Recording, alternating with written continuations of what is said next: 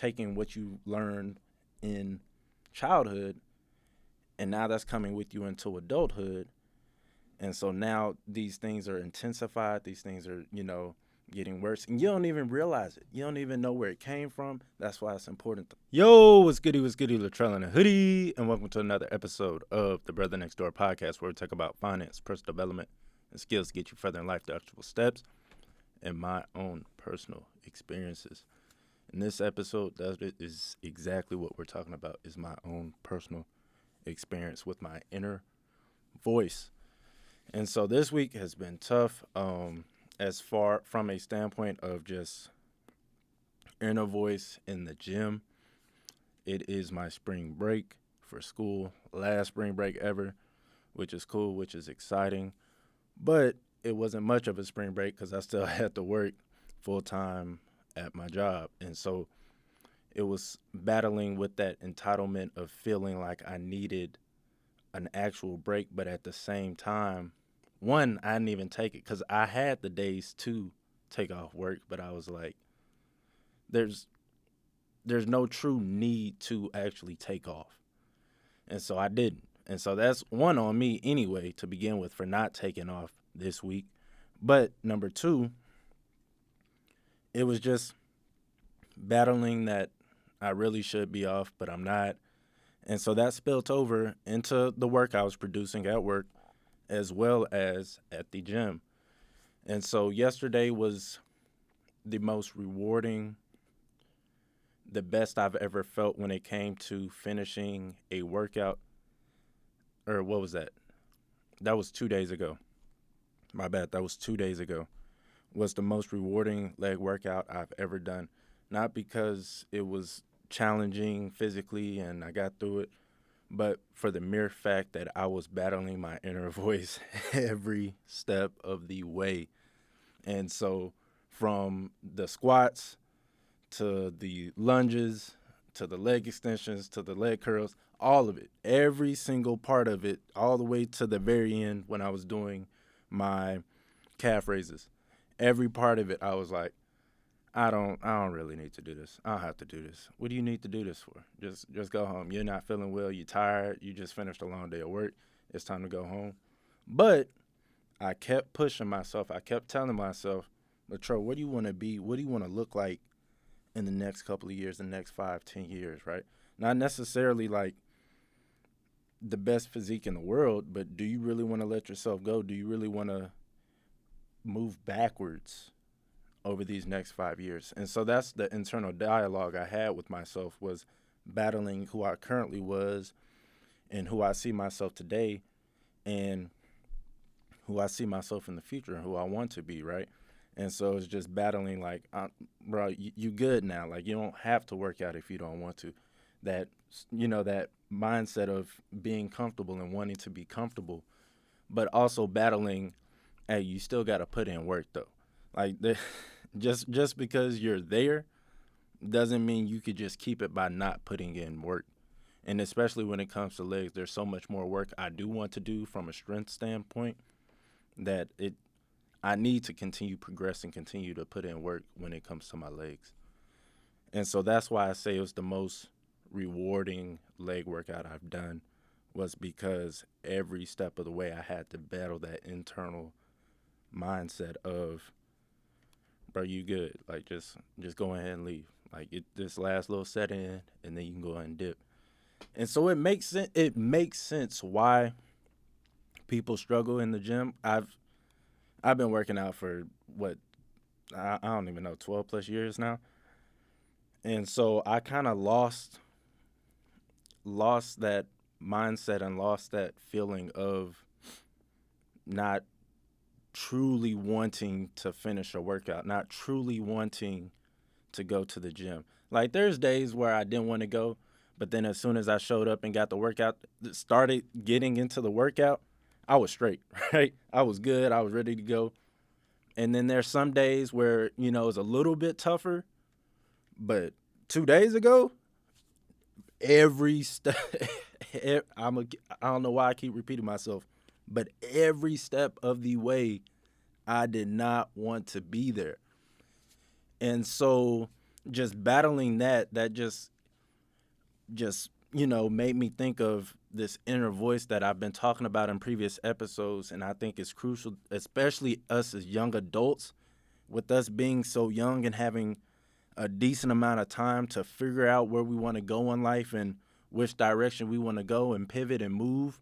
Is crucial, especially during this time that we deal with this inner voice. So I'm gonna give y'all a couple steps in how to deal with that inner voice. So let's get right into it. How to deal with your inner voice. Start with being aware of your self talk. The first step is being aware of it, acknowledging the problem, right? And it's not even necessarily a problem. Some self talk is good when it comes to giving a presentation, when it comes to this podcast. Right before starting this episode, I had a self dialogue. Okay, what do I want to talk about? How do I want to say it? How do I want to present the information? That was a healthy self dialogue between how I want to go about this episode. When you're giving a presentation or, talk or anything like that, most of the time you're going to go through the presentation in your head, go over the key points, and, make sure you cover everything. So not all self-talk is bad. Obviously, getting through that workout required self-talk, going back and forth with that negative mindset of no, push through, get through it. You only got an hour left. Once you're done with that hour, then you can go home, chill, relax, do whatever you want to do. But for this next hour, you putting in this work. And so realize that not all self-talk is bad, but you do want to be aware when it is happening, whether good or bad, so you could double down when it is good or be more aware and be able to adjust it when it is bad and flip it to a good situation. Understand a lot of suffering and stress comes from self-talk. So understand we talk about negative things a lot more than we talk about positive things, right? When somebody asks you how you're doing, oh, I'm good. And that's where it is, right? I'm good. And then you having a bad day and somebody asks how you doing, oh man, let me tell you. First the car, then I got to work, and then so and so, and this and that, and so you got a whole 5-10 minute spiel for why your day was bad. But when it comes to a good day or even just a neutral day, oh, my day's going good. And so understand we're programmed, we're naturally going to talk more about bad things than good things. And that's externally. So understand internally, we're doing the same exact thing. And so where this stress comes from, where this anxiety comes from, is that internal conversation just on repeat over and over. I'm not good enough. I'm not good enough. Why aren't you good enough? And then you list all these things in your past that happened that tell you why you aren't good enough. And so it's important that we're aware. That's why I say be aware of this self-talk. That way we're able to stop it in its tracks. That way we're not going through this endless cycle and producing that stress, because over time, over years, that's going to affect you physically. Now you're more focused on the stress you're making up in your head compared to actually battling with diseases and different things like this.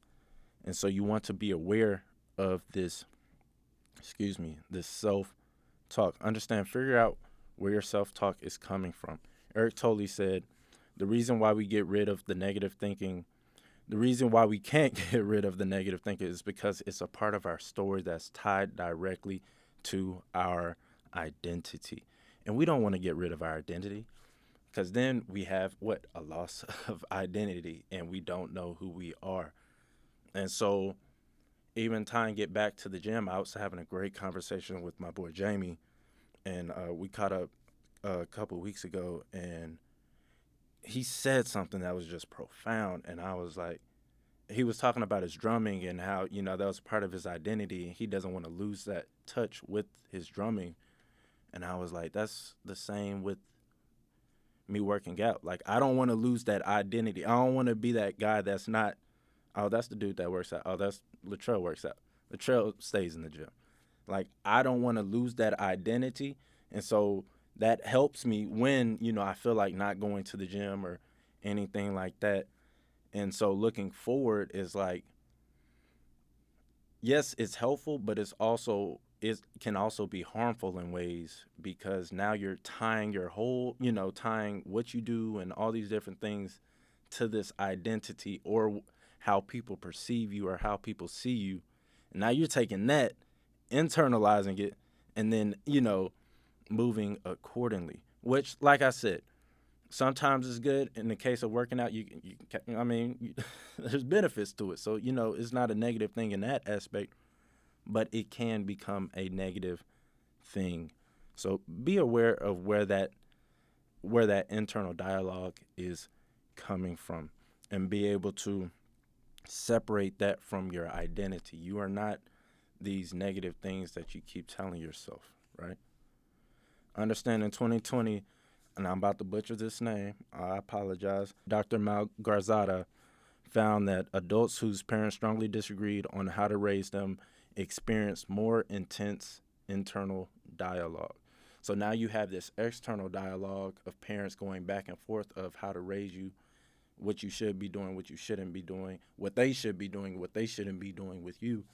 Now that internalizes when you become an adult. And so now you're having these intense back and forth with how you're going about life. And understand that just goes back to childhood. Where is that internal dialogue coming from? And so now you're taking what you learned in childhood, and now that's coming with you into adulthood. And so now these things are intensified, these things are, getting worse, and you don't even realize it. You don't even know where it came from. That's why it's important to slow down, take some time, be to yourself, and really dig deep into your internal dialogue, or chatter, as Ethan Kross calls it. And so she also found that there were four basic inner speakers. And so she asked a couple hundred participants, what is the main speaker in your head, right? Based on emotional outcomes. And these were the four. The first one, the faithful friend. Understand the faithful friend is an advocate that is positive and always providing encouragement.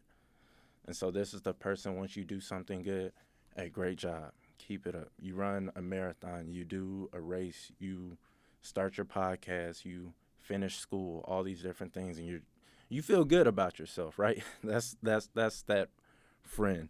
Next is the proud rival, the positivity coach who challenges a person to up their game. So this is the speaker that was really, really there in my corner 2 days ago. This coach was the one that was, hey, you need to push yourself beyond, not necessarily push yourself beyond your limits, but you need to get over this feeling of not even wanting to be here. And that within itself is a hurdle. That's almost worse than the physical aspect of pushing through a tough workout. Like, I promise you, if you've ever felt that, just try it. Just try pushing through. Just push through, and you'll be so much more grateful, and it'll feel amazing to get through that workout, even though you didn't want to go through it. That's true mental toughness, is getting through that, compared to just yes, the physical's hard, yes, the physical sucks, but you feel good after the physical. It's like, hey, I toughed it out, I did that, and you feel good. But that mental, combined with a little bit of the physical, that's a different game, fam. The proud rival. Next is the ambivalent parent. So this one offers love, supports, but a hefty dose of criticism at times. So they love you, right? Just like your parents, they love you, they want the best for you, but they do offer that criticism. They do offer, hey, you probably shouldn't have done that. Hey, you could have gone about this better. Hey, you got to fix how you do this, how you do that. And so you got to understand when the parent comes up in your internal dialogue. And then last but not least is the helpless child. This is the one that was battling the proud rival. And so understand the helpless child is the most negative and feels powerless and a need for support. And so that's what was battling in my head, was the helpless child and the proud rival. 2 days ago. And so understand with the helpless child, this is that childhood person. This is, or not that childhood person, but this is your inner child. This is who you was and ended up growing up to be. And so recognizing that, now that's a game changer, because once you recognize, okay, this is just my inner child. This is a, an accumulation of what I dealt with in childhood and haven't truly resolved, right? Haven't truly really dealt with. And, now it has manifested into who I am today, deep down. And so you want to understand these four: the faithful friend, the proud rival, the ambivalent parent, as well as the helpless child when it comes to your inner voices. Now, some of you may not hear one or two of them. There's like, I think it's like 3% of people don't even have an inner voice. There's also different ways of experiencing this voice without words, right? And so there's, images and different things like that. So it's not only just the voice, but it's also images and just going back to, pictures and kind of photographs, internal photographs of where you did great or where you did bad, and you just seeing that image play over and over, right? And so take that into consideration. It's not just, internal dialogue per se, but it's also, images and different things like that that can mess with your internal thoughts. And number three, find techniques to be able to deal with your inner talk. Ethan Cross, he talks about being in control, right? We like being in control as individuals. And the best way to give a sense of being in control is to have rituals. What is it for me? I talked about this way back, but making my bed every morning. And I started adding some stuff since December of last year. So make my bed, write down 10 things I'm grateful for. Go to the bathroom, brush my teeth, wash my face, do my whole skincare routine, then come back, lotion up, make sure, your boy not ashy, get dressed, and then we out the house. Once I get to work, sit in the parking lot a little bit, do my daily devotion, and then we're in the building working. So that's my morning ritual every single morning, Monday through Friday. And so that gives me a sense of control over what's going on in my life, because I have control over, what I'm doing every single morning. And so you should try to adopt that. Have a ritual, whether it's in the morning, whether it's at night, whatever the case may be, where you're doing a set of events consistently the same way every single time. That way you start to build that sense of, okay, I am in control over my life. I'm not, this hopeless person that's just roaming and, just trying to figure it out. You do have control over what you do in life. And so try that out. That can help. Also understand that it is trying to protect you. Your inner voice, whichever one it is trying to protect you. It wants you to be comfortable, right? And it wants you to be protected. And so that goes right back to that younger child of what made that child feel protected, what made that child feel the most comfortable, what made that child feel the most safe. And so you have to sit down with yourself, and this is going to be tough, but you have to sit down with yourself and ask yourself, why are you calling me names, right? Why are you treating me this way? Why are you so negative? Why do you want me to just lay in bed all day? Why am I so unmotivated? All these different things, and just wait for an answer. Don't think about the answer, but just wait for an answer. And, that goes into meditation and all these different things. But just wait for an answer and see what answer comes up from that inner child or that inner voice. And most likely it's going to be something related to keeping you safe, keeping you protected, wanting you to be as comfortable as possible. And then also take time to gain a posture of being curious as to why it does what it does, instead of hating or being afraid of it. If you hate your inner voice because it keeps calling you names, because it's holding you back from life, because whatever the case may be, or you're afraid of it because those same reasons, you can't get to a space of understanding. You can't get to a space of actually receiving that answer because you're naturally going to just block it out because you don't like it. You already don't like hearing it. And so trying to change posture immediately to tell me why you're doing this, right? You're not going to get the answer you're looking for. So however long that takes, take the time to gain a posture of curiosity first, not anger. Let the anger go out. Let the being scared, right? Let being afraid of it go out, and then just sit in the curiosity as to why it is you're doing what you're doing. And then you can get to that answer a lot faster. Hopefully, this episode is helping you. Hopefully, y'all are enjoying this episode, and y'all have enjoyed this episode. I'm going to stop it here because it's getting a little too long. But let me know what y'all like. Let me know what y'all don't like. Leave a 5-star review. If you're really enjoying the episode, down in the description, there'll be an opportunity for you to donate $1, $5, $10 every single month. Give the brother, help a brother out special. I would greatly appreciate it. But if not, leave that review, subscribe, like, share the podcast. You know what I'm saying? Take a little clip, record it, whatever, post it on your story. I greatly appreciate it.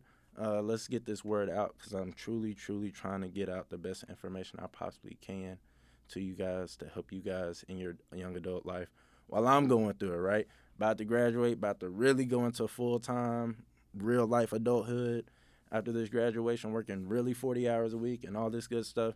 And I'm excited for the journey. I'm excited for this next season of my life. And I'm definitely excited to take y'all along the journey with me. So with that, y'all take it easy. Peace.